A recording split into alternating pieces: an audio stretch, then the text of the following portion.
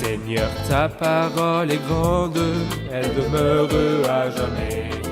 Ta parole est infaillible, rien ne peut la Bienvenue à vous, supprimer. chers spectateurs, ainsi qu'à tous nos spectateurs dans le monde entier, pour un nouvel épisode de notre émission d'études quotidiennes toute la Bible. Dans cette émission, nous étudions tous les livres de la Bible, de la Genèse à l'Apocalypse. Nous poursuivons notre étude des livres de l'Ancien Testament, et plus particulièrement du livre d'Ézéchiel, l'un des livres des grands prophètes de l'Ancien Testament.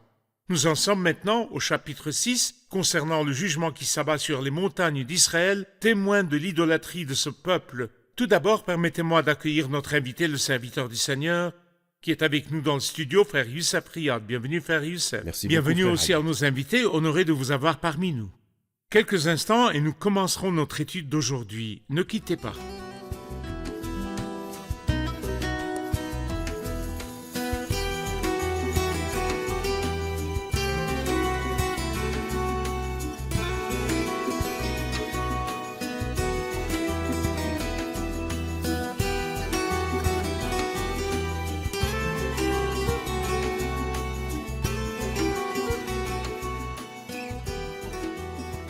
Bienvenue, frère Vous de même, Youssef. frère Raya. Nous sommes toujours dans le livre d'Ézéchiel, ce riche livre prophétique. Nous sommes arrivés au chapitre 6 et nous avons besoin d'un titre pour ce chapitre. Eh bien, nous pouvons dire que ce chapitre est une prophétie contre les montagnes d'Israël.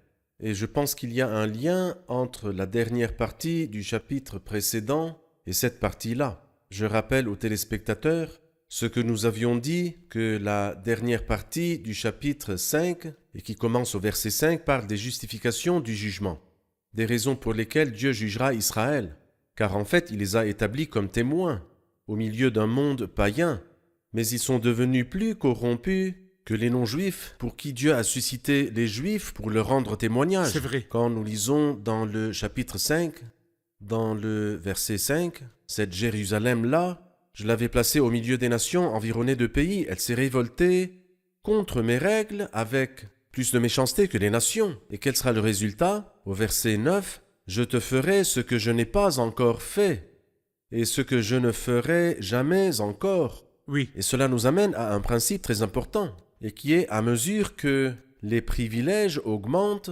la responsabilité augmente aussi. c'est vrai. Si nous avons de grands privilèges, c'est très bien. Mais cela signifie que notre responsabilité est grande également. Israël avait de grands privilèges parce que Dieu a établi un témoignage et a envoyé des prophètes, un temple, une loi. Mais lorsqu'ils n'en ont pas profité, le résultat a été leur jugement. Comme Dieu l'a dit ici, « Je te ferai ce que je n'ai pas encore fait et ce que je ne ferai jamais plus. » Et d'ailleurs, ceci sera expliqué avec plus de détails au chapitre 6. parfait. Je vais lire quelques versets puis revenir vers vous avec une question. La parole de l'Éternel m'a été adressée. Fils de l'homme, tourne ton visage vers les montagnes d'Israël et prophétise contre elles. Tu diras, montagnes d'Israël, écoutez la parole du Seigneur de l'Éternel. Voici ce que dit le Seigneur l'Éternel aux montagnes et aux collines, aux cours d'eau et aux vallées. Je vais faire venir l'épée contre vous et je ferai disparaître vos hauts lieux. Vos autels seront dévastés, vos piliers consacrés au soleil seront brisés, et je ferai tomber vos victimes devant vos idoles. Je mettrai les cadavres des Israélites devant leurs idoles, et je disperserai vos ossements tout autour de vos autels. Partout où vous habitez, vos villes seront en ruine et vos hauts lieux démolis, afin que vos autels soient en ruine et abandonnés, que vos idoles soient brisées et disparaissent, que vos piliers consacrés au soleil soient abattus et que soit effacé tout ce que vous avez fabriqué. Les victimes tomberont au milieu de vous et vous reconnaîtrez que je suis l'Éternel. Il commence par dire « La parole de l'Éternel m'a été adressée, Fils de l'homme, tourne ton visage vers les montagnes d'Israël. » Pourquoi les paroles s'adressent-elles aux montagnes d'Israël? Eh bien, en fait, les paroles s'adressent aux montagnes, effectivement, car les montagnes sont les plus grands témoins de l'idolâtrie. L'idolâtrie qu'on pratiquait sur les hauts lieux. Et l'idolâtrie étant considérée comme le culte de Satan, Satan a tendance à se glorifier lui-même, et c'est pourquoi il construisait des autels pour les idoles sur les hauts lieux et sur les montagnes. Et parce que cette région a été plus marquée par le paganisme bien plus que d'autres régions, tourne ton visage vers les montagnes d'Israël et prophétise contre elles. Mais là, j'aimerais dire que quand nous arriverons au chapitre 36, si Dieu le veut, nous allons trouver d'autres paroles qui seront adressées aux montagnes d'Israël, mais elles ne parleront pas de jugement comme au chapitre 6, mais plutôt de bénédiction et de restauration finale. Et ceci est au chapitre 36. Ici, nous trouvons le jugement à cause de leur mal et de leur idolâtrie. Au chapitre 36, nous trouvons la bénédiction à la fin. Non pas à cause de quelque chose en eux, mais à cause de la fidélité et de la grâce de Dieu. Et bien sûr, après leur repentance Après leur pendant la repentance, grande tribulation. bien sûr. Bien sûr. Bien sûr. L'une des formes du culte païen parle de ce qu'on appelle les autels, au verset 4. Oui. Et ce qu'on appelle les statues consacrées au soleil, et ce qu'on appelle les idoles. Comment ces images de culte païen sont-elles apparues dans l'histoire de ce peuple? Eh bien, vous serez surpris d'apprendre que Moïse, au début de l'histoire de la nation, nous en sommes à sa fin ici, Ézéchiel, au temps de l'exil. Mais Moïse, dans le livre du Lévitique, au chapitre 26, a parlé de ce sujet précis. Écoutons ce qu'il dit dans le livre du Lévitique, dans le chapitre 26. Il dit au verset 30 de Lévitique chapitre 26, « Je détruirai vos hauts lieux, j'abattrai vos statues consacrées au soleil. Oui. Je mettrai vos cadavres sur les cadavres de vos idoles et je montrerai du dégoût envers vous. Je ferai de vos villes des déserts. » C'est-à-dire depuis l'époque de Moïse, une époque qui était environ 1000 ans avant Ézéchiel, il les avait avertis. Ensuite, pendant ces 1000 ans, ils ont commis tant de méchanceté et le Seigneur a fait preuve de patience. Mais la patience de Dieu, même pendant 1000 ans, signifie-t-elle vraiment que Dieu est revenu sur sa parole ou qu'il ne l'accomplira jamais? Ces paroles qui apparaissent dans Lévitique 26, à partir des versets 29 et 30, s'accomplissent dans le livre d'Ézéchiel au chapitre 8. Et cela nous montre que la parole de Dieu est valable pour toujours, qu'elle n'a pas de date d'expiration.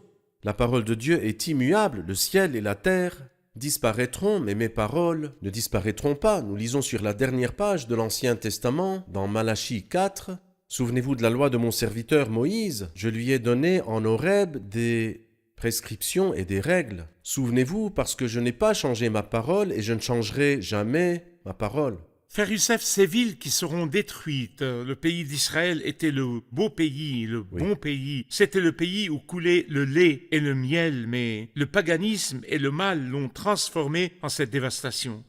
Je veux que vous nous parliez, ainsi qu'aux spectateurs, du châtiment et des conséquences réelles du mal, de la manière dont le mal détruit l'individu, la famille et la communauté.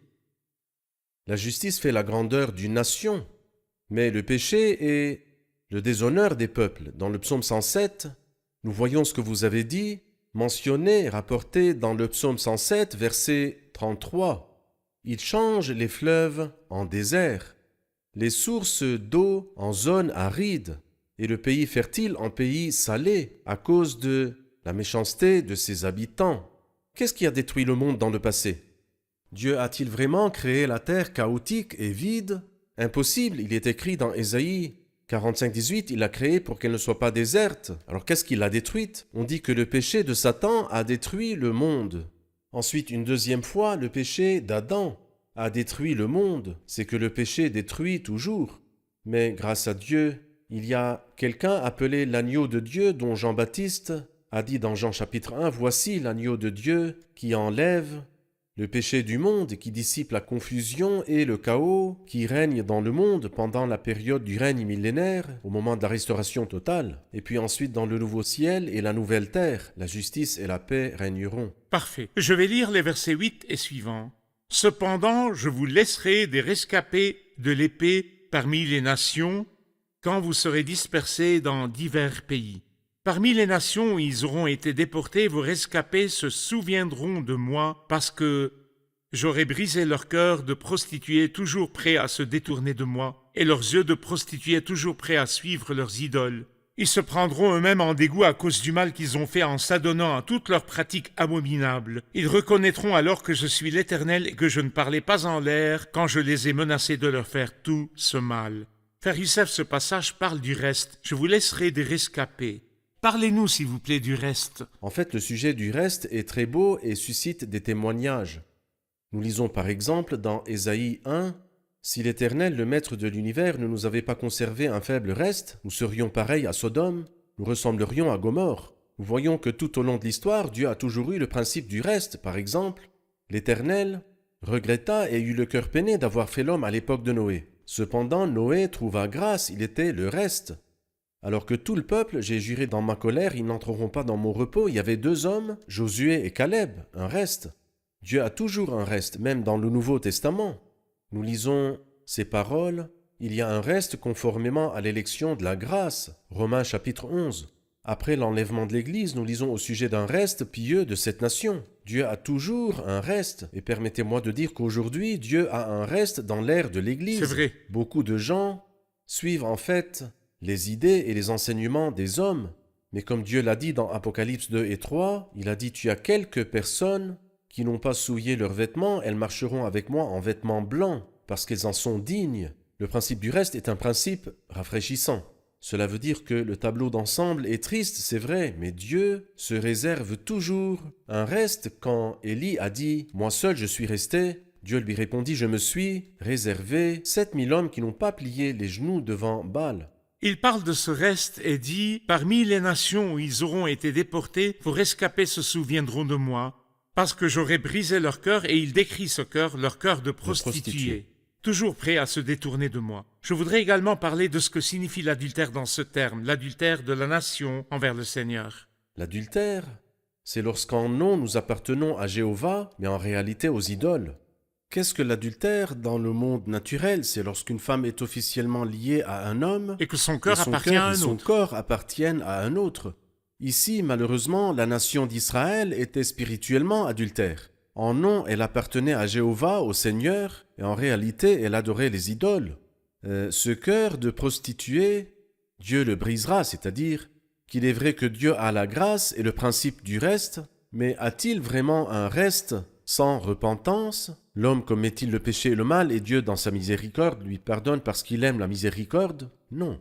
Bien que Dieu aime la miséricorde, il a la sainteté, la justice, la droiture. C'est pourquoi, parce que j'aurai brisé leur cœur de prostituée, au chapitre 36, nous y verrons plus clair. Et lorsque nous arrivons au chapitre 16 aussi, nous verrons l'histoire de la nation qui a tellement corrompu sa conduite, mais qui finalement aura honte de son péché, de son mal, de son impureté, et reviendra repenti au Seigneur. Tel est donc le principe divin. Dieu a le principe du reste, mais lorsque ce reste se repent, Non il seulement revient se vers repent Dieu. parce que son cœur de prostituée a été brisé, mais il dit qu'ils se prendront eux-mêmes en C'est dégoût. vrai. Cela signifie se condamner soi-même et justifier C'est Dieu. vrai. C'est la vraie C'est la repentance. repentance. La repentance n'est pas des mots que les gens prononcent après les sermons. Je me suis repenti, j'ai accepté, mais la repentance, c'est se condamner soi-même, détester le mal que l'on a fait, se condamner soi-même et justifier Dieu. C'est-à-dire ce ne sont pas des mots émotionnels ou sentimentaux, malgré le fait que nous nions pas l'existence d'un aspect émotionnel, mais ce n'est pas lui qui prévaut. Car Parfait. justement, l'émotion est changeante. C'est vrai. Et c'est une décision que je prends d'abandonner le péché et de suivre Je le me Seigneur. rejette moi-même, je me Je me condamne rejette moi-même. moi-même. Merci, nous allons voir un reportage puis prendre une question. Le Seigneur a promis, dans sa miséricorde et selon le principe de la grâce, de se réserver un reste. Dans le passé, il y avait un reste comme Daniel, Ézéchiel, Jérémie, Esdras et Néhémie. Dans le temps présent, il y a un reste conformément à l'élection de la grâce, comme le dit l'apôtre Paul, de même dans le temps présent aussi, il y a un reste conformément à l'élection de la grâce. Il y aura également un reste conformément à l'élection de la grâce après l'enlèvement de l'Église, lorsque le Seigneur reviendra et reprendra sa relation avec son peuple terrestre, qui reviendra vers lui avec des larmes de repentance le jour des expiations. Ce reste sera préservé dans la grande tribulation, afin qu'il puisse jouir finalement des bénédictions du règne millénaire à la fête des tabernacles. Au verset 11, il est dit « Voici ce que dit le Seigneur l'Éternel. Frappe de la main, tape du pied, et crie de douleur à cause de toutes les pratiques mauvaises et abominables de la communauté d'Israël. C'est qu'ils vont tomber par l'épée, par la famine et par la peste. » Que signifie frappe de la main, tape du pied? Allez-y, frère Youssef. Oui, c'est-à-dire frappe de la main et tape du pied. Oui. Que veut Un dire signe cela? de quoi? Un signe de quoi? En fait, les applaudissements, nous applaudissons aujourd'hui en signe d'approbation la plupart des fois. Cependant, à cette époque-là, les applaudissements étaient utilisés dans 2 cas. Soit quand les nouvelles étaient extrêmement mauvaises, soit lorsqu'elles étaient extrêmement bonnes. Nous avons conservait uniquement le deuxième cas. Mais prenons par exemple le livre des Nombres au chapitre 24, lorsque Balak amena Balaam pour maudire le peuple d'Israël, et au lieu de maudire le peuple, il l'a béni, puis il l'a béni encore, et puis une troisième fois. Balak s'est mis en colère, il n'a pas pu supporter. La Bible nous dit donc dans le livre des Nombres, chapitre 24, au verset 10, la colère de Balak s'enflamma contre Balaam. Ensuite il dit, il frappa des mains.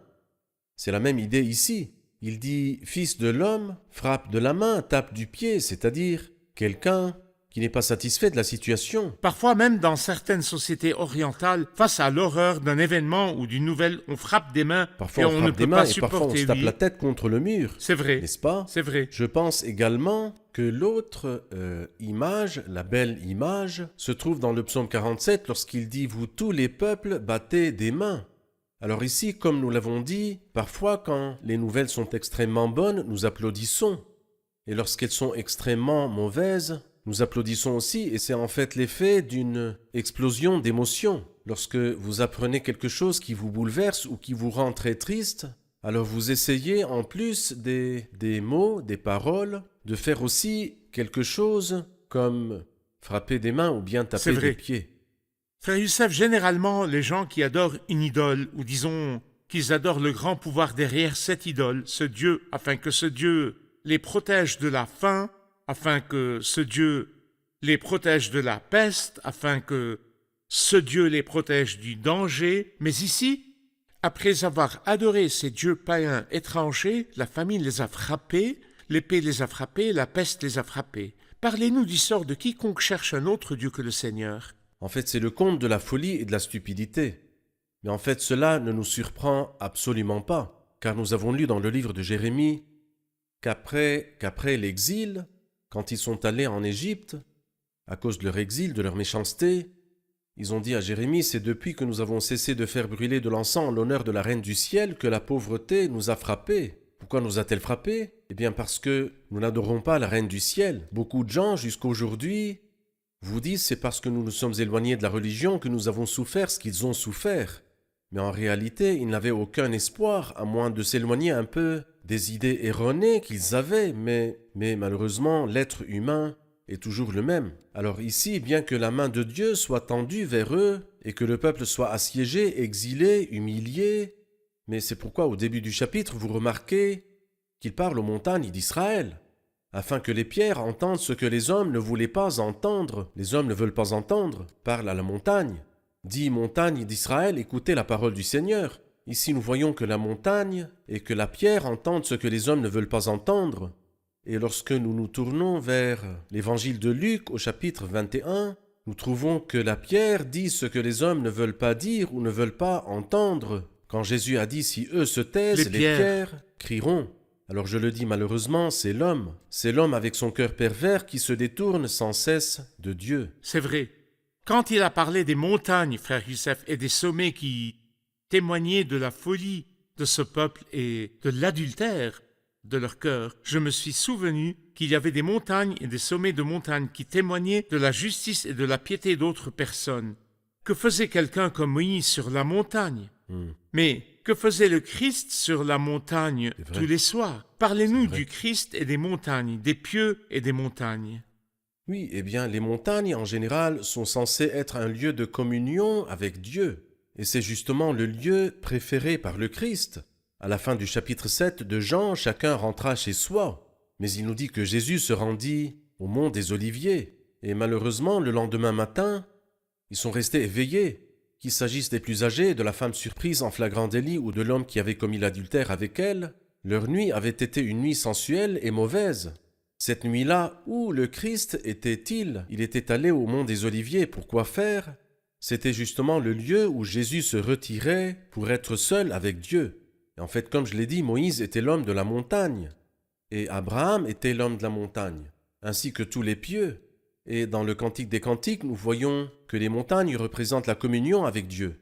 Heureux celui qui connaît les lieux, les endroits où il peut être en communion avec Dieu. Merci, frère Youssef. Les invités ont certainement une question. Prenons une question. Dans la dernière partie du chapitre 13, il est dit « là où ils offraient des parfums dont l'odeur était agréable à toutes leurs idoles ». Pouvez-vous expliquer quel est le rapport entre l'odeur agréable et les idoles? Frère Youssef, ce peuple était connu pour son idolâtrie, mais ici, il est dit que ce qu'ils offraient pour plaire à ces dieux étrangers était une odeur agréable à toutes leurs idoles. Peut-on dire odeur agréable de ce qu'ils sacrifiaient aux idoles? Les idoles ne sont conscientes de rien et ne ressentent rien. Ne respirent rien et ne se réjouissent de rien. Exactement. Dans 1 Corinthiens chapitre 10, il dit « Mais ce que les non-juifs sacrifient aux idoles, ils le sacrifient aux démons, et non à Dieu. Quelle tragédie pour les hommes qui veulent satisfaire Satan. » Et ces pauvres gens pensent, aujourd'hui il y a des gens qui adorent Satan, en pensant qu'en lui offrant des sacrifices, ils gagneront sa faveur. Quelle faveur? Quelle faveur? Et c'est un peuple insensé, c'est pourquoi il dit « Je déploierai ma puissance contre eux, et je rendrai le pays dépeuplé, et vide depuis le désert jusqu'à Dibla. » C'est-à-dire, comme le dit le cantique, j'ai presque oublié que le péché sera puni. Mais ici, le Seigneur nous rappelle, C'est vrai. le péché sera certainement puni. Oui. Vous voulez plaire aux idoles, vous ne plairez pas aux idoles, mais vous mettrez Dieu en colère. C'est pourquoi il y a un verset qui conclut ce chapitre, « Ils reconnaîtront alors que je suis l'Éternel ». Ce verset, en fait, est répété 7 fois dans les chapitres 6 et 7. Écoutez le chapitre 6 au verset 7. « Les victimes tomberont au milieu de vous et vous reconnaîtrez que je suis l'Éternel ». Au verset 10, « Ils reconnaîtront alors que je suis l'Éternel ». Au verset 13, « Vous reconnaîtrez que je suis l'Éternel ». Dernier verset du chapitre, « Ils reconnaîtront alors que je suis l'Éternel ». Chapitre 4, verset 7, « Vous reconnaîtrez alors que je suis l'Éternel ». Et dans le verset 9, « Vous reconnaîtrez alors que je suis l'Éternel, celui qui frappe ». Et enfin, à la fin du chapitre, « Et ils reconnaîtront que je suis l'Éternel ». C'est-à-dire que quand Dieu juge, c'est justement pour que les gens sachent qu'il est le Dieu saint, le Dieu très saint qui ne peut absolument pas tolérer le mal lorsqu'il le voit, car ses yeux sont trop purs pour voir le mal. Merci Frère Youssef, merci beaucoup. Revoyons l'épisode avec nos invités.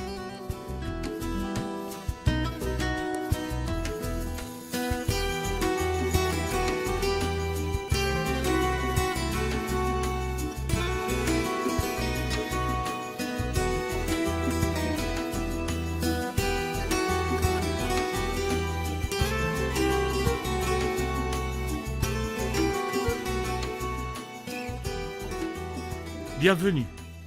Dans les versets 2 et 3, Ézéchiel s'adresse aux montagnes d'Israël. Pourquoi s'adresse-t-il aux montagnes d'Israël? Le Seigneur a dit à Ézéchiel que les montagnes d'Israël étaient les lieux les plus élevés où ils adoraient les idoles et construisaient des autels pour plaire aux idoles. Le peuple adorait les idoles sur ces montagnes. Il se prostituait loin du Seigneur. Très bien. Dans les versets 8 et 9, il parle de ce qu'on appelle le reste. Dieu se réserve un reste. Qu'est-ce que le reste? Et quelles sont les conditions que tout reste doit remplir pour que le Seigneur l'appelle un reste? Nous voyons un principe chez le Seigneur que, à chaque étape, il y a un reste. Par exemple, à l'époque de Noé, tout le monde est mort, mais le Seigneur s'est réservé un reste, Noé, le prédicateur de la justice. Toujours à chaque étape, le Seigneur se réserve un groupe qu'il choisit, c'est le reste, et ceux-ci ont une caractéristique, ils se prennent eux-mêmes en dégoût. Et donc, ils justifient Dieu. Ils condamnent le mal Oui, dans ils leur condamnent vie. le mal dans leur vie et justifient Dieu. Qu'en pensez-vous, frère Youssef? Très bien. Parfait. Très bien. J'ai une question. Si ces montagnes ont été témoins du péché de ce peuple et de leur prostitution loin de Dieu, mais il y a des montagnes qui témoignent de la piété des pieux, quelqu'un peut-il nous rappeler quelques personnages pieux et justes qui avaient une relation avec les montagnes? Les montagnes sont le lieu élevé, le lieu de communion avec Dieu. Nous avons vu Abraham et Moïse, à quel point leur relation avec Dieu était intense sur les montagnes. Et le Seigneur Jésus avait l'habitude d'aller au mont des Oliviers, c'était son lieu préféré. Parfait. Merci beaucoup. Merci, frère Youssef. Que Seigneur Dieu vous vous bénisse. bénisse. Chers spectateurs, nous avons appris dans l'épisode d'aujourd'hui du livre d'Ézéchiel chapitre 6 que le peuple de cette nation s'est prostitué loin du Seigneur sur les montagnes d'Israël. Sur ces montagnes, ils ont adoré des idoles et c'est l'une des principales raisons qui ont poussé Dieu à expulser ce peuple de son pays et à l'envoyer en exil. Je tiens à souligner que ce péché se répète également à notre époque. L'adultère spirituel désigne tout ce qui détourne le cœur, l'esprit, la volonté et les émotions loin de Dieu. Vous qui dites « j'aime le Seigneur », vos actions prouvent-elles vraiment que vous l'aimez? Vous qui dites « je suis le Seigneur », vous qui dites « j'adore le Seigneur Jésus », Votre cœur est-il vraiment sans réserve devant le Seigneur, ou appartenez-vous à lui en apparence, mais votre cœur est éloigné de lui? L'adultère spirituel signifie que vous appartenez à une personne en apparence, mais que vous êtes en réalité lié à une autre. Vous dites « je suis le Seigneur », mais l'argent remplit votre cœur. Les désirs remplissent votre cœur. Les querelles remplissent votre cœur. L'amour du monde remplit votre cœur. Chers spectateurs, venez sanctifier à nouveau vos émotions. Sanctifiez vos sentiments, sanctifiez votre volonté sous la direction du Seigneur, afin qu'après tant de troubles, il verra la lumière et sera satisfait. Venez, répétons tous ensemble ces belles paroles, qu'il y ait dans mon cœur personne d'autre que toi. Nous voulons satisfaire le Seigneur, celui qui nous a rachetés avec son précieux sang. Nous voulons que notre vie lui soit consacrée. Nous voulons qu'il ne voie personne d'autre dans notre cœur que lui. Que notre vie soit consacrée à le satisfaire et à le réjouir. Je vous retrouve dans le prochain épisode. Que le Seigneur soit avec vous.